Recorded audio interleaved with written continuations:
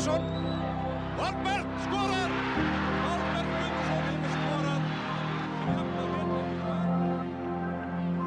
Ferguson er skoðað á mark. Glæsilega gert. Óskar Rafn á móti Bjarna. Og Bjarni með góða sendingu fyrir og Haraldur Ingvarsson.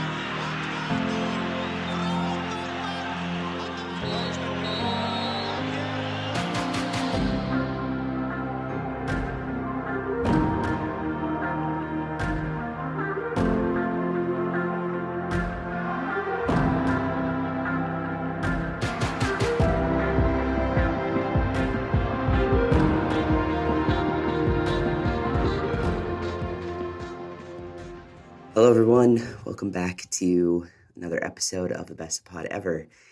I'm back. Yay! And I'm excited to be back. Thank you. Yes, it's been a long time. It's good to be back. We are actually going to rock through this, though. The reason why I haven't been around lately is it is my busy season at work, and so we are gonna try to sneak this in. So we've gone through 8 rounds of the league now, and yeah, that's really crazy. I think the table is starting to shape up kind of like we were expecting, except for maybe a few surprises. Would you say that's fair? I think so. Fram is obviously the big surprise, and Kawa maybe as well. I think many people maybe switch those two the start of the season. Okay, so results from round 8. Kaur 2, Vestri 2, IA 0, Vikingur 1. Valor hosted FAO, and that was a fun game. It ended 2-2. We'll talk about that one in a little bit. Fram hosted Breidablik, and Breidablik rolled out 4-1 winners in that one. Stjarnan hosted Kawa, 5-0. Kawa, man, just a tough year for them. Fylkir hosted Haukau, and that ended up 3-1 to Fylkir. So that is Fylkir's first win, which is very exciting. Did you get a chance to see that game, Trygvi? Yeah, it did. It was good to see them win. We need for the competition of the league. We don't want to have like last year where Keflavik was relegated after a few weeks. But no, I was impressed with them. They set up as a cup final is how they said after the game, and you could tell everyone was very obviously motivated, but I think everyone came to play and they played really well, and they were the Fylkir that we liked at the beginning of the season in the first game against Kauer. A lot of pressing, a lot of high energy, a lot of attacking threat. So that was good to see. Good to see them back. Yeah, so I did not get to watch that game, but just watching the highlights, that first goal that Haukau gave up was, I think, there's some work to be done there, I think.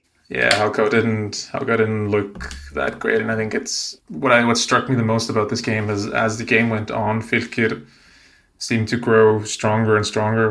They were able to bring on the likes of Emil Ásmundsson, Sigurbergur Auki as well, and they just seemed to grow stronger and stronger. And Emil, it's great to have him back playing.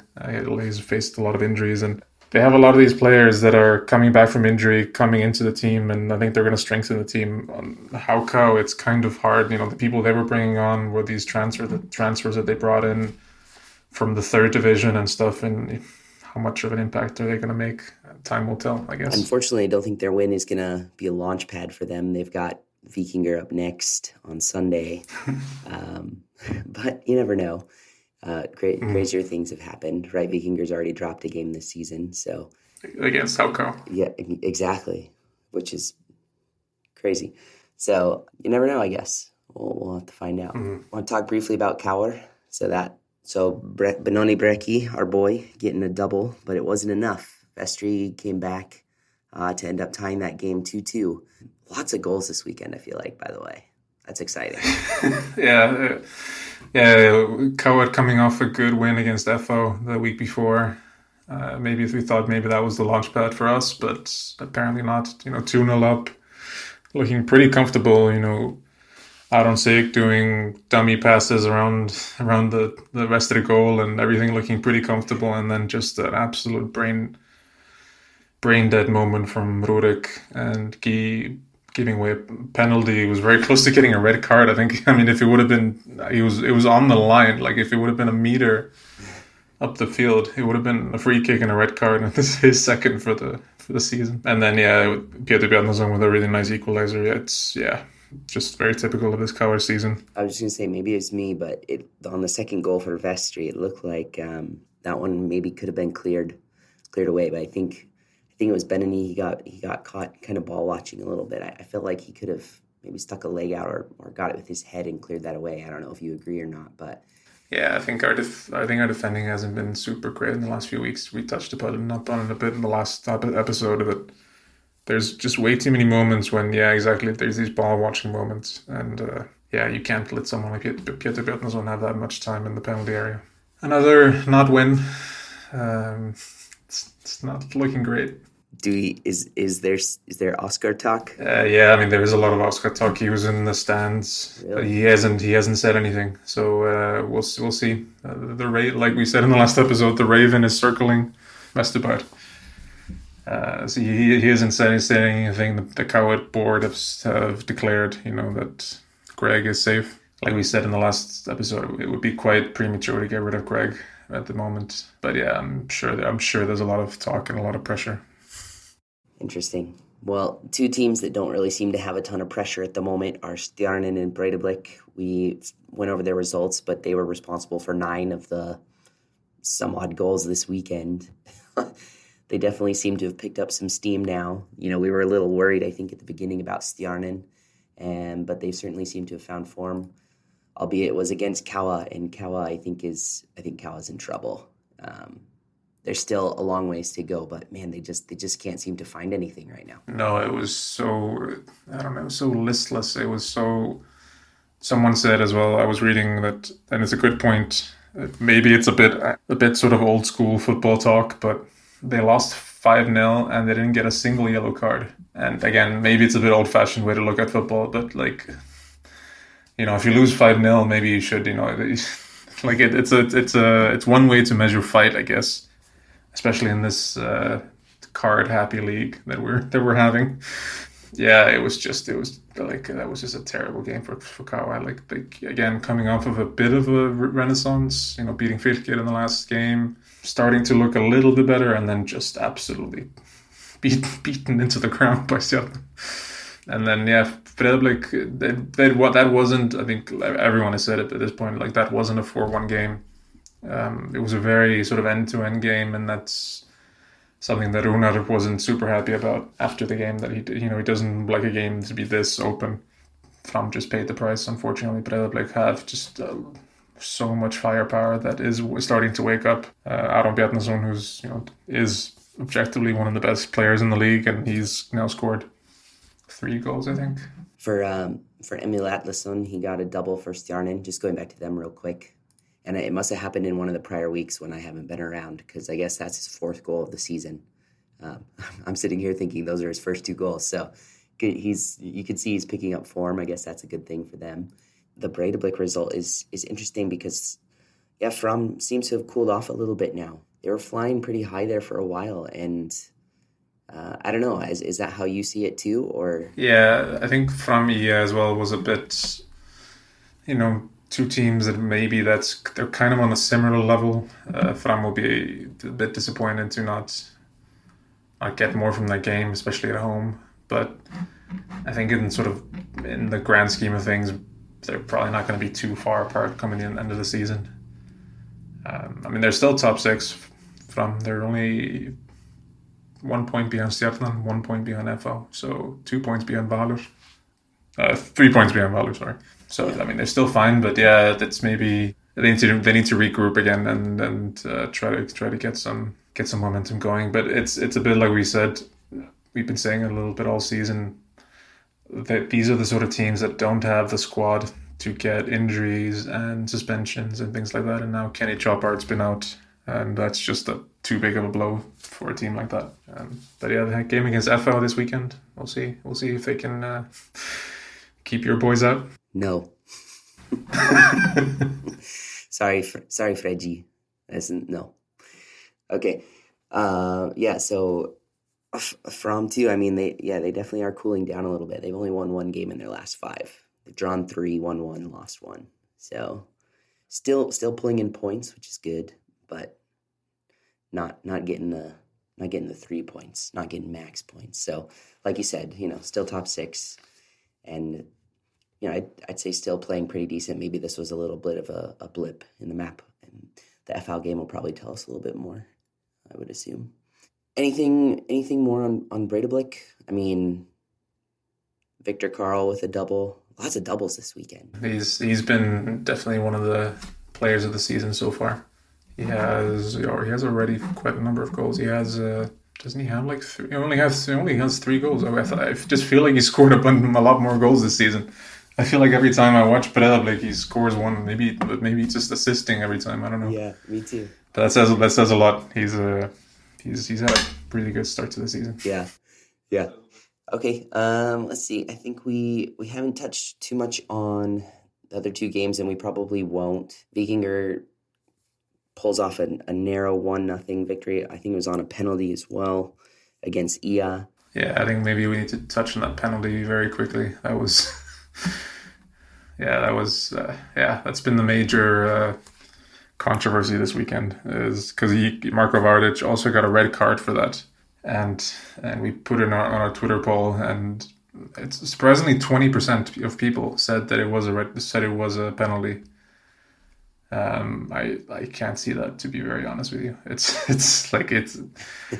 Yeah, I mean, there is contact, there is a tussle, but it's I don't know, it's just 2 people trying to get the ball, and then one of them falls down. And then a red card for that as well is ridiculous, I think, in my opinion. But yeah, a really good penalty from Helgi. It was a fantastic penalty. Yeah, like arrowed it into the top corner, if I remember right. Yeah. Solid. Yeah, really good. Well, it's Vikingur. I don't know what else to say. So let's move on. Okay, Valor FAO, this ends 2-2. I did not see it. I was kind of watching the score line during work. I was out on soccer fields all weekend and kind of keeping tabs that way. Didn't actually see the game, though. So did you get a chance to see this one? I see there's no Gylfi Sigurdsson. I don't know where he was. Yeah, he's been injured for the last few weeks. He's had some sort of back thing that when he joined, I think he had a little bit of it. And then they're trying to manage it now. Now I watched the game. FO were really impressive. I think they should be really disappointed not to get 3 points from this game. They were much better in the first half. Sigurður Bjartur missed so many chances in the first half. I would love to see his XG and in that first half. It was so wasteful. And then Valur pulled ahead somehow. Although it was a fantastic goal by the ex-FO player Jonathan Inki. It was I think that was maybe my favorite goal of the weekend. It was really, really good finish and everything.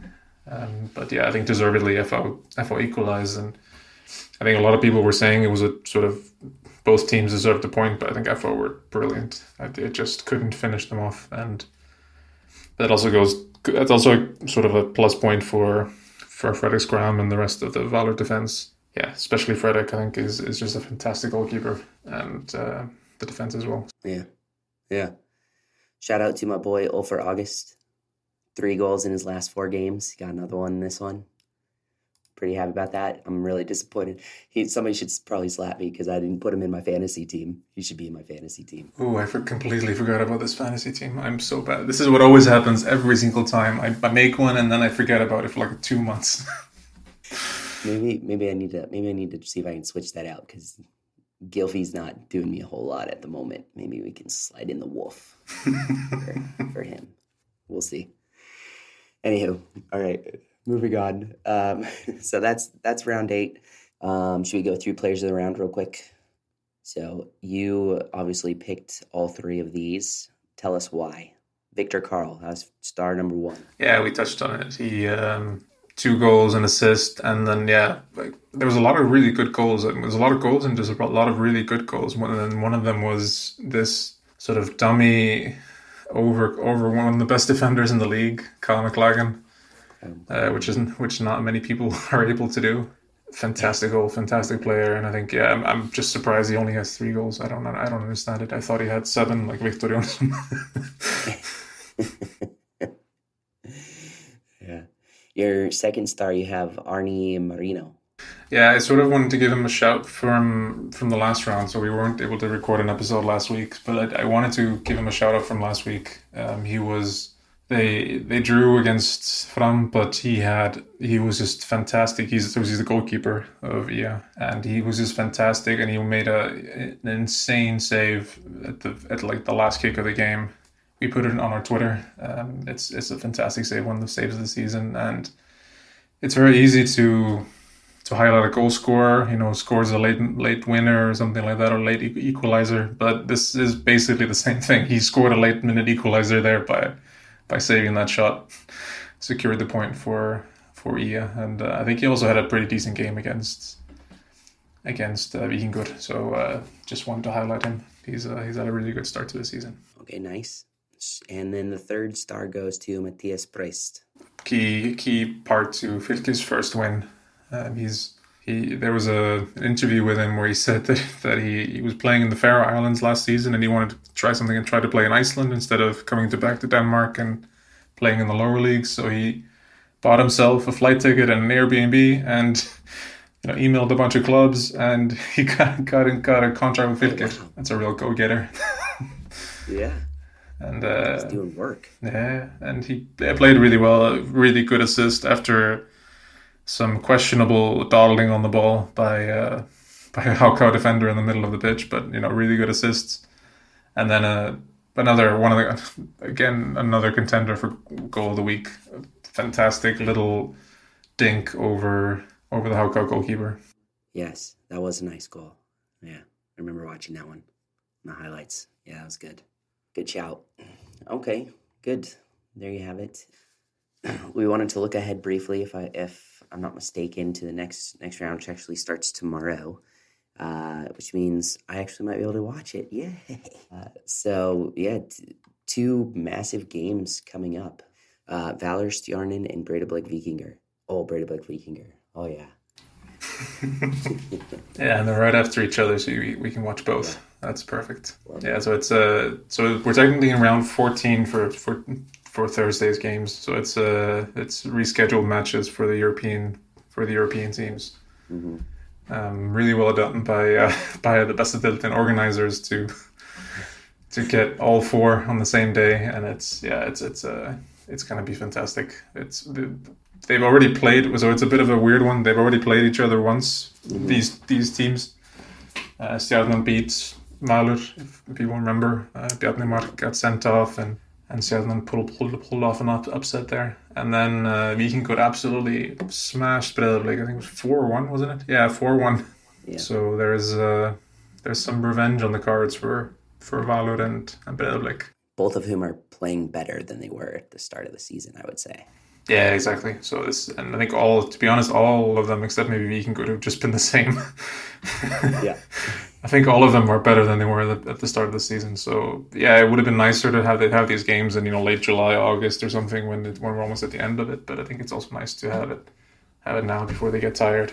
And we put out a Twitter poll for the Breidablik Vikingur game. It's not done, but it's surprisingly leaning towards, or I mean not surprisingly, but I think I'm surprised that it's leaning so much towards Breidablik. We have 50% of people saying Breidablik are going to win, 20% saying draw, and only 30% saying Vikingur are going to win. That is a little surprising. I think I'm going to put if I was a betting man, I would probably put my money on Vikingur, to be honest. Yeah, me too, yeah. Breidablik are, like we said, are playing much better. They're scoring a ton of goals, so... yeah, let's see. It's going to be super interesting. Yeah. Do you know if Gylfi's going to be back for Valor in that Stjarnan match? I don't think so. I think they were talking about he'd be back after the international break. So after this round, or after this weekend. But you never know. Maybe they try to rush him in for a few minutes. Hey, I think one thing we did forget to mention, I don't know if this is his first or not. No, it looks like it was his second. But Robert Frosty scored for Stjarnan in that game against Kawa. So that's kind of exciting. Yeah, I mean this Stjarnan team is really taking off, and it's a bit like Breiðablik. Like they don't like Stjarnan has Emil Atlason, but he only has like you said 3 or 4 goals. Yeah, And same with Breiðablik. Their top goal scorer is I think even Aron Bjarnason with 3 goals or something like that. So it's both of those teams are really spreading out the goals, and they have so many players, good players scoring goals. And it's for Stjarnan, it's like these young kids like Robert Frosti and Helgi Fróði and all these guys. Ole Valur has been fantastic.